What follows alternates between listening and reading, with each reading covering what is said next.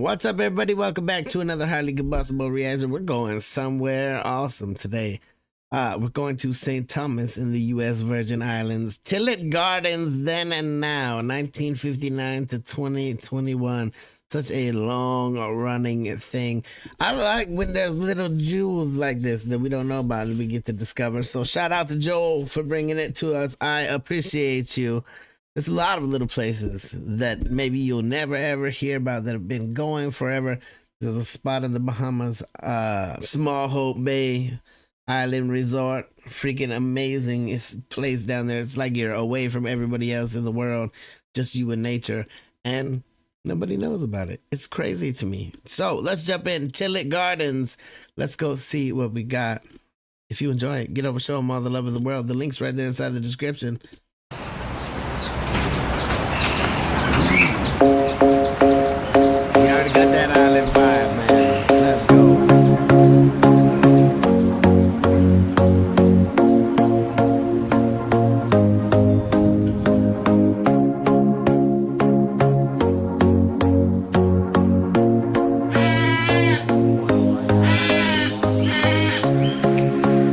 If you've lived in St. Thomas for any amount of time, you've probably been here. You've met friends for dinner or taken an art class or even seen some live music. I've honestly I know the Virgin Islands are there and I've heard that they're beautiful, but I've never considered going on a trip. Not because I wouldn't want to, but just it never crossed my mind. It never even considered it. You've met friends for dinner or taken an art class or even seen some live music. Welcome to Tillett Gardens. It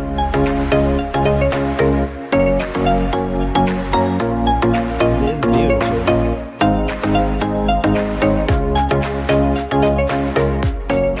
Walking through the eclectic collection of art, lush garden, and stepping over any number of sleeping animals, you have to ask yourself, what is this place?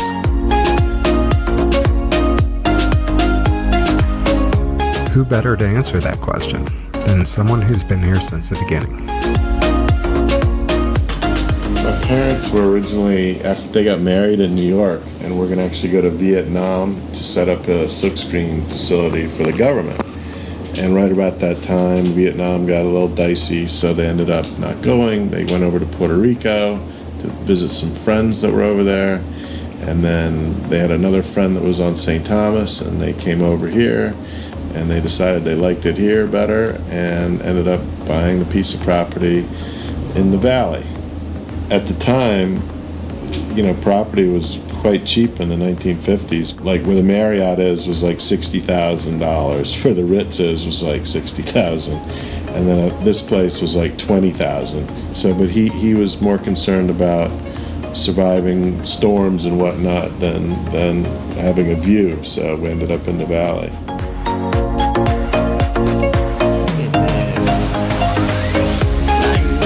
Your very own rainforest. Come on.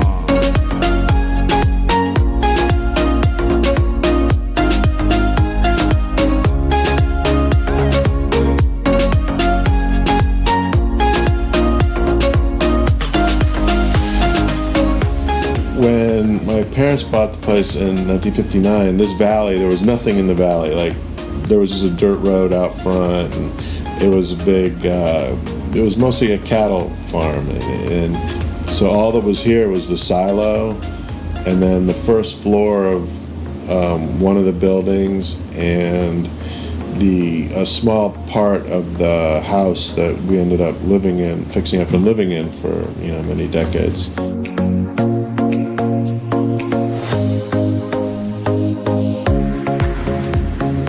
It kind of just evolved. I mean, originally it was basically our home and like my father's business, which was producing textiles, and then my mother's business, which was selling the textiles that my father was creating. So it was basically at one point just our house, the textile production facility, and the dress shop. And then as my dad kept adding stuff, he mostly just added, you know, apartments, residential. So basically it was commercial stuff on the bottom floor, and then the top floors were apartments for people. My father, he was different. He was English, and he lived in Tahiti, England, Tahiti, Mexico, and here. That's awesome. He was a little different. And my mother was clearly different, Jewish from New York and ends up marrying some crazy artists and coming down to the Caribbean.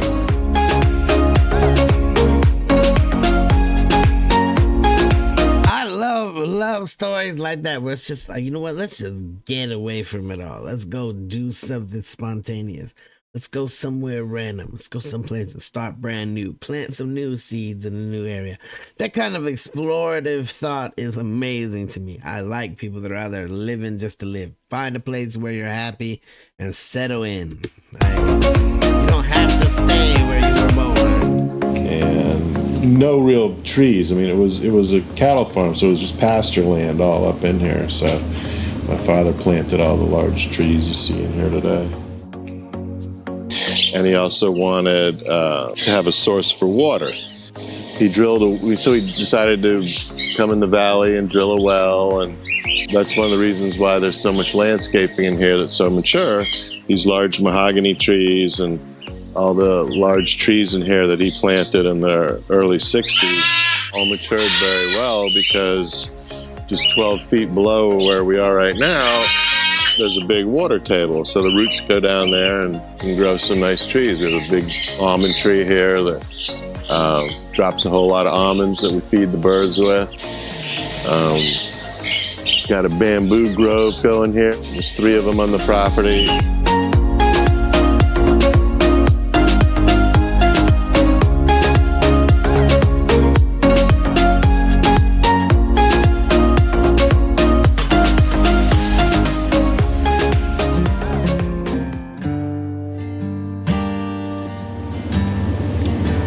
Irma hit, it was really something else, because Irma was a category 5, and then 12 days later was Maria, which was another category 5, and basically the whole place got tore apart, and it was a long time putting it back together. It's been like 4 years now.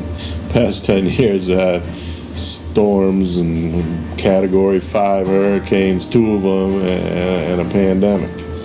So yeah, it's not easy. Go up this tree and you see there's a piece of metal stuck in the side of the tree up there. Yep. You see it? I do. That's from Irma, yeah. Holy yeah, it's just kind of crazy.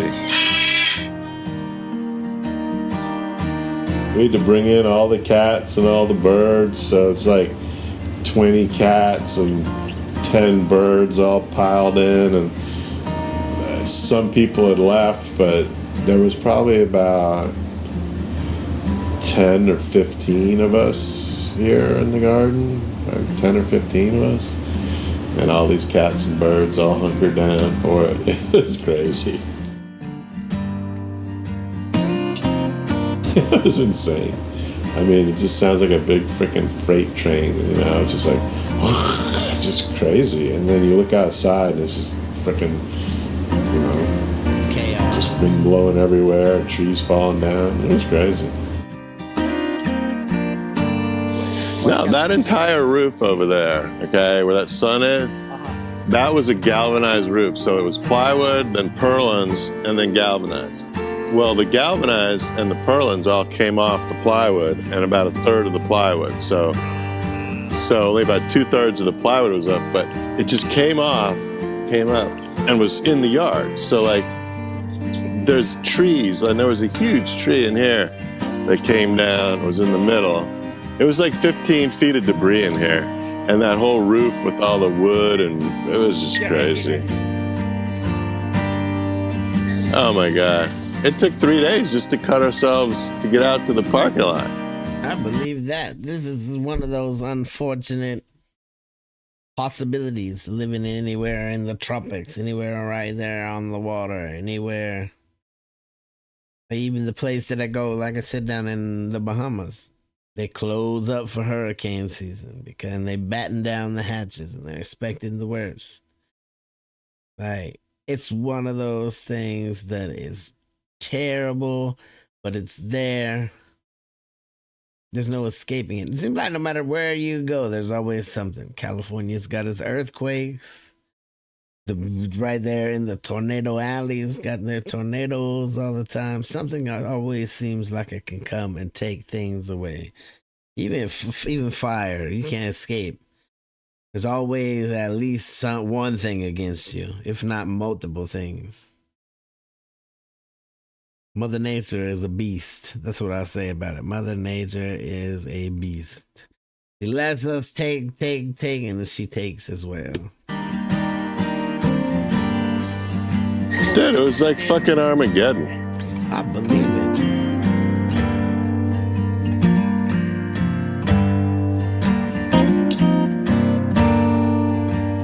Especially when you have something so beautiful to just have it. Basically, you gotta start over.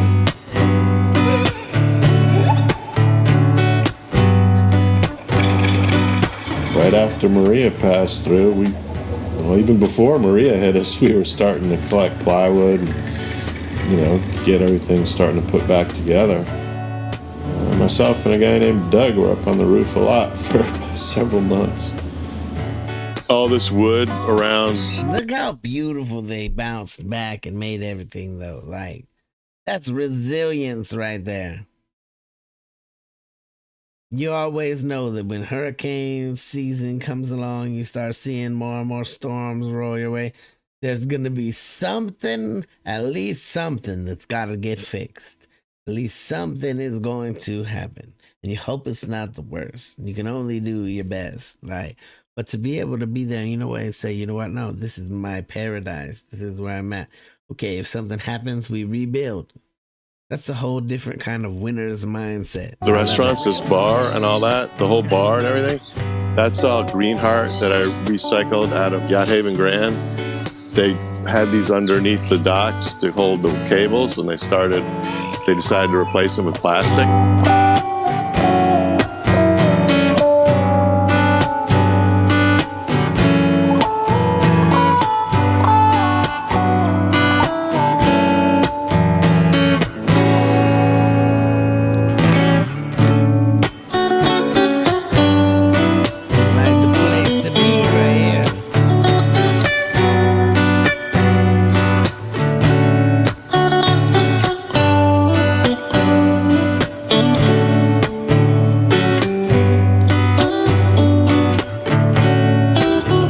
Here, you sit here and you're like, yeah, we're in St. Thomas, or we're in some kind of funkadelic Caribbean thing,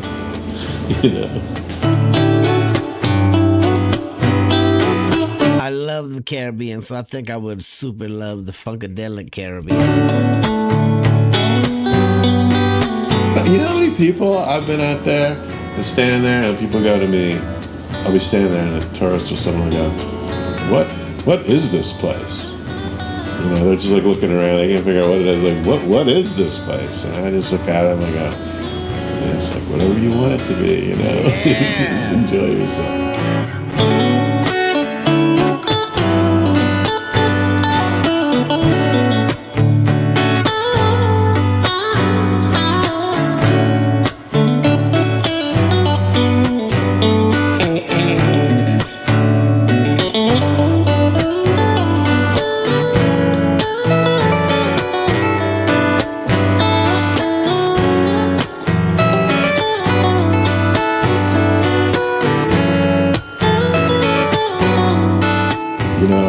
Coming in the garden, it's kind of like snorkeling, okay?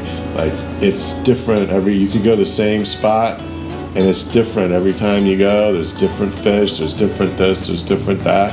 And in the garden, it's the same way. You come one day and one thing's going on, another day another thing's going on. It's different all the time. And also, if you snorkel and you go fast, if you just like snorkel with fins on and you're just, going fast over the reef, you don't see, half of what's going on. Same thing with the garden. You just walk through real quick, you don't really see what's going on. It's like snorkeling. You got to go slow and appreciate it.